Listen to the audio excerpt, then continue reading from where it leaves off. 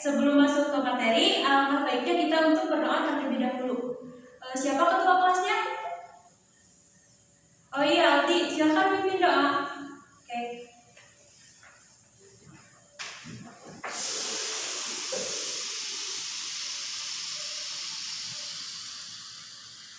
Berdoa telah selesai. Oke, sebelum ke materi, Ibu absen dulu ya.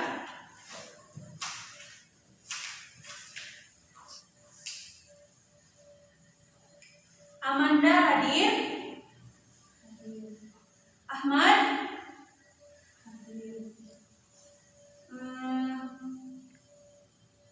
Bani Hikam ada? Oke. Terus Chandra hadir. Denisa? Ya. Monica? Hadir. Terus Nabila? Hadir.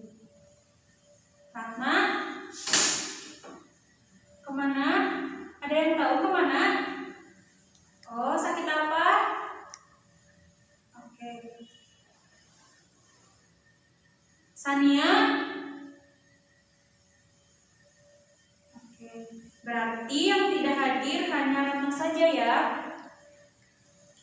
Oke, terima kasih.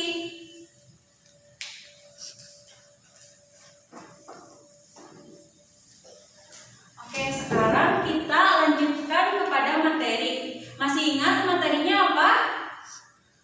Apa? Ya, benar. Kita belajar tentang peradilan Islam.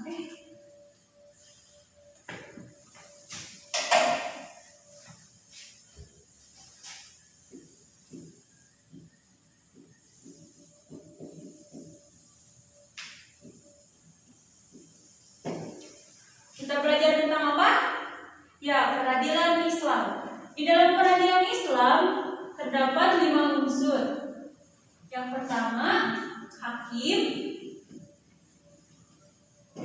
Yang kedua, saksi.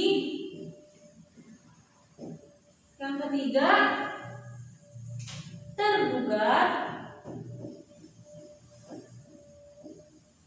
Yang keempat, penggugat.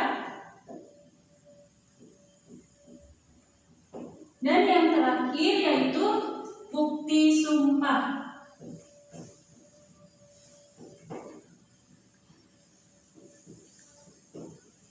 Oke, jadi hari ini kita akan belajar mengenai hakim dan saksi. Oke, sebelum ke situ kita harus tahu dulu apa itu peradilan.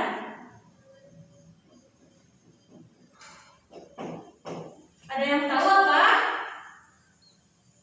Ya, peradilan dalam istilah fikih disebut qadha.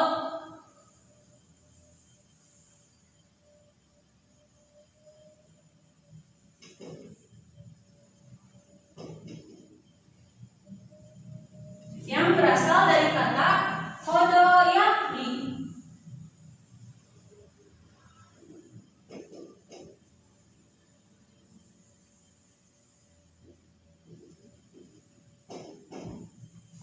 Yang artinya menetapkan, menerapkan, dan memutuskan. Secara terminologi, pengadilan adalah suatu lembaga pemerintah dan negara yang ditugaskan untuk menyelesaikan dan memutuskan keputusan suatu perkara sesuai dengan hukum yang berlaku. Adapun fungsi dari peradilan itu sendiri yaitu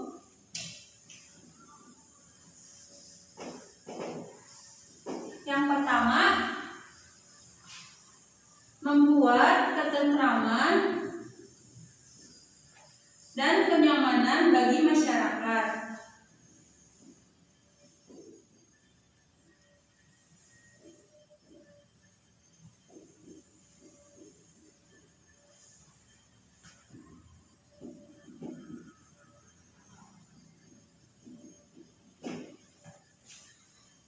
Yang kedua,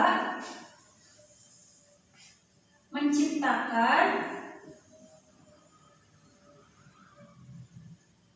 keadilan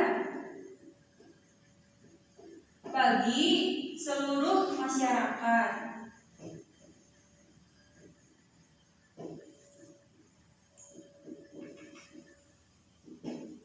Yang ketiga, melindungi jiwa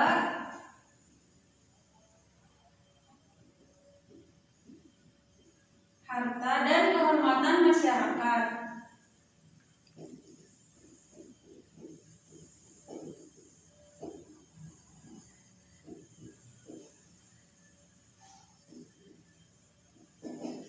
Yang keempat, mengaplikasikan nilai-nilai amar ma'ruf nahi munkar.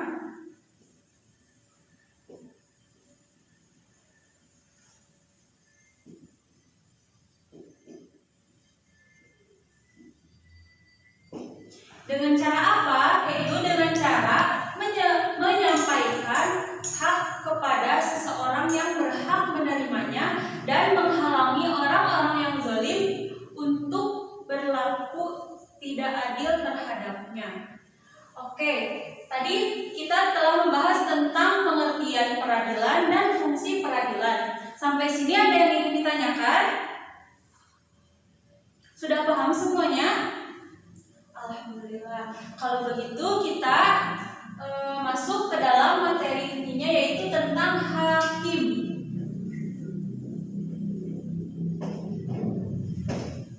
Ada yang tahu apa itu hakim? Ya, silahkan. Gimana? Ya, betul. Hakim adalah seseorang yang diangkat oleh pemerintah yang bertugas untuk mengadili masyarakat. Seorang hakim harus bersikap adil dan jujur. Derajat seorang hakim merupakan derajat yang paling tinggi apabila ia dapat berlaku dengan adil. Sekarang, apa saja sih syarat-syarat menjadi hakim?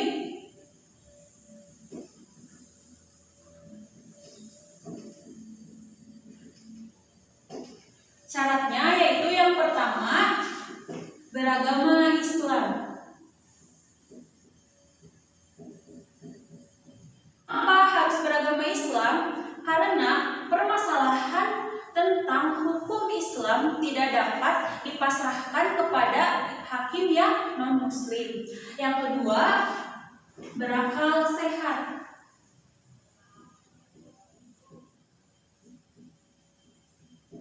Seorang hakim harus memiliki akal yang sehat. Mengapa? Karena seorang hakim harus dapat bersikap adil dan jujur, dan akalnya harus sehat, tidak ada gangguan. Yang ketiga, akil baligh. Jadi seorang hakim harus sudah bisa membedakan mana hak dan yang mana batil. Yang keempat, sehat jasmani dan rohani.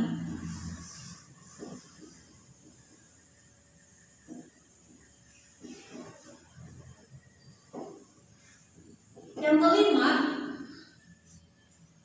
bukan budak atau hamba sahaya.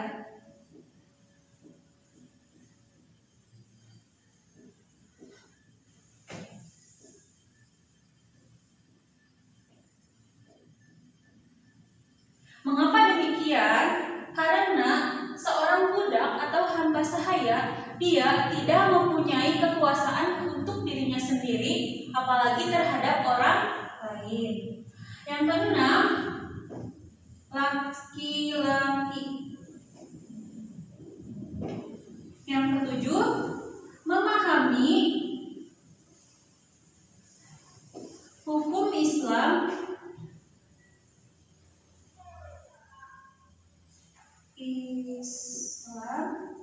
dalam Al-Quran dan hadis.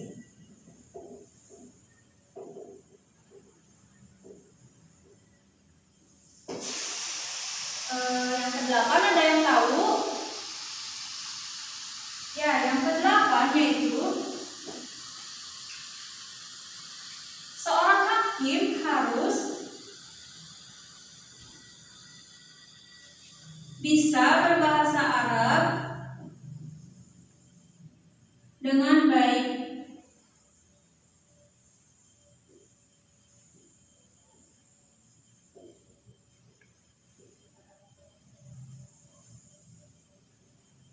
Mengapa harus berbahasa Arab, tidak bahasa Inggris, tidak bahasa Belanda, atau yang lainnya? Karena berbagai perangkat yang dibutuhkan untuk memutuskan hukum yaitu mayoritas berbahasa Arab. Dan yang kesembilan yaitu memahami ijma ulama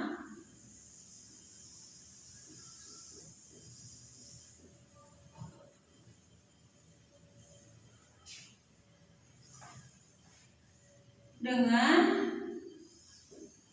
berbagai tradisi umat.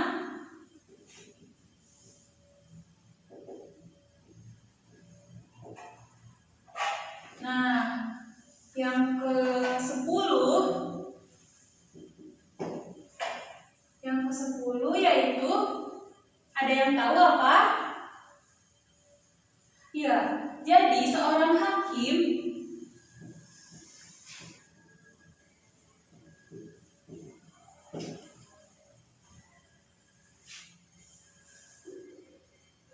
pendengarannya harus baik.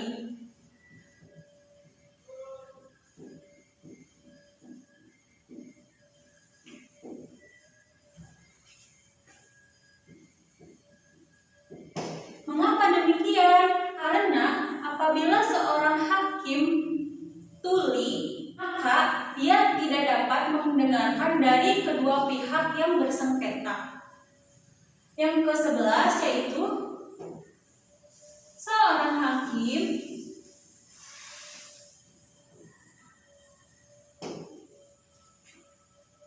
harus dapat membaca dan menulis.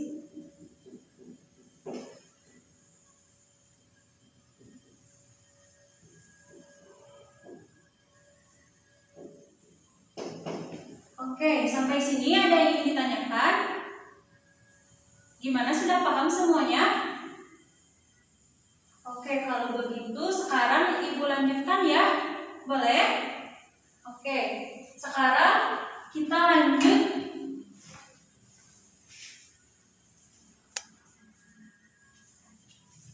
Sekarang kita lanjut pembahasan tentang saksi.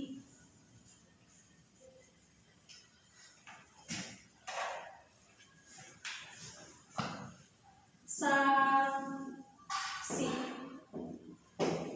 Ada yang tahu apa itu saksi? Ya, Nabila gimana? Ya, betul. Jadi, saksi adalah orang yang dibutuhkan oleh pengadilan untuk dimintai keterangan terhadap suatu perkara. Seorang saksi harus bersikap jujur terhadap apa yang telah ia saksikan. Karena itu, seorang saksi tidak boleh dalam pengaruh tekanan. Terus lanjut, syarat-syarat menjadi saksi yaitu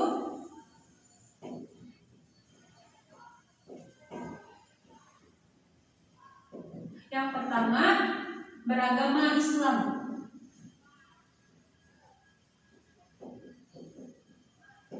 Yang kedua, sudah dewasa atau akil baligh.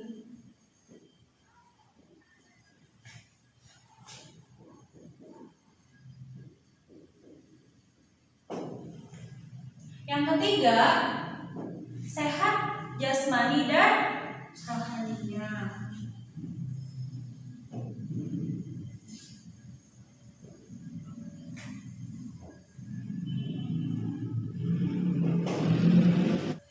Yang keempat yaitu bukan hamba sahaya.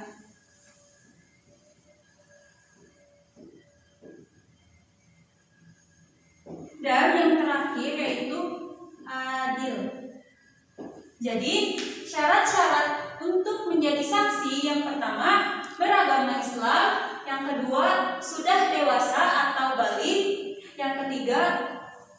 jasmani dan rohaninya.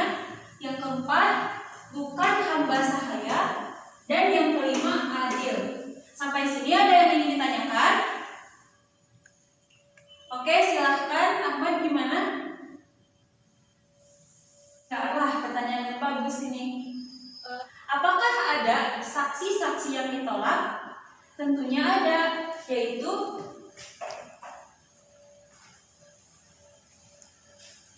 saksi yang ditolak ada 5.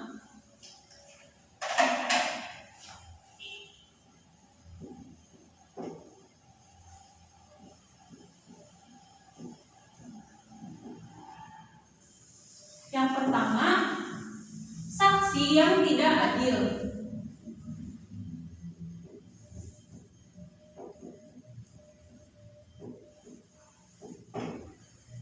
Yang kedua,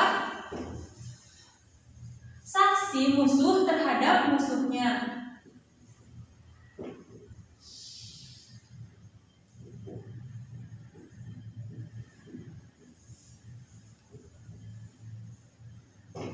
Yang ketiga, saksi seorang ayah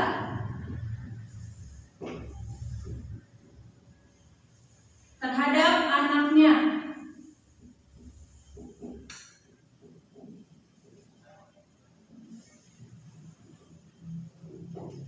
Yang keempat, ada yang tahu?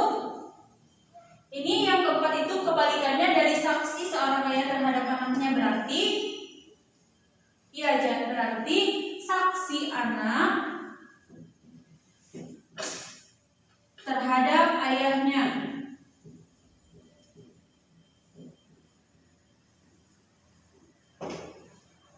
Dan yang kelima adalah saksi orang yang menumpang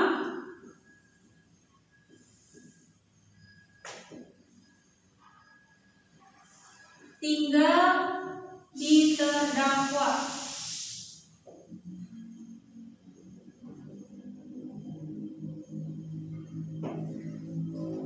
Jadi, untuk menjadi seorang saksi itu harus yang pertama beragama Islam, sudah dewasa atau balik, sehat jasmani dan rohani, bukan hamba sahaya, dan juga adil. Akan tetapi ada juga saksi-saksi yang ditolak, seperti saksi yang tidak adil. Karena kan syarat seorang saksi itu harus adil. Maka dari itu apabila ada seorang saksi yang tidak adil, maka saksi ini ditolak. Yang kedua, saksi musuh terhadap musuhnya. Jadi kan kalau musuh terhadap musuhnya pasti saksi tersebut mengada-ngada, terus bisa saja dia mengarang cerita dan ya seperti itu. Terus saksi seorang ayah terhadap anaknya. Ini juga sama ya.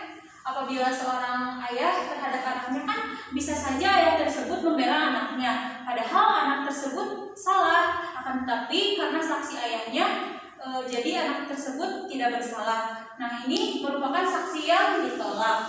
Yang keempat, saksi anak terhadap ayahnya. Sama seperti tadi, kalau anaknya yang menjadi saksi, bisa saja anak tersebut membela ayahnya karena itu ayahnya sendiri. Dan yang kelima yaitu saksi orang yang menumpang di terdakwa. Oke, sampai sini ada yang ingin ditanyakan? Pembahasan kita kali ini yaitu tentang tadi peradilan, hakim dan saksi. Sampai sini paham? Alhamdulillah, kalau begitu Ibu akan kasih tugas ya. Silahkan kerjakan di rumah, di buku paket, buka halaman 108. Sudah? Nah, ini minggu depan nanti dikumpulkan ya. Oke. Baik, kalau tidak ada yang ingin ditanyakan lagi, kita baca hamdalah bersama-sama. Alhamdulillahirrahmanirrahim. Semoga apa yang telah kita diskusikan, apa yang telah kita pelajari bisa bermanfaat untuk kita semuanya. Sekian yang dapat Ibu sampaikan.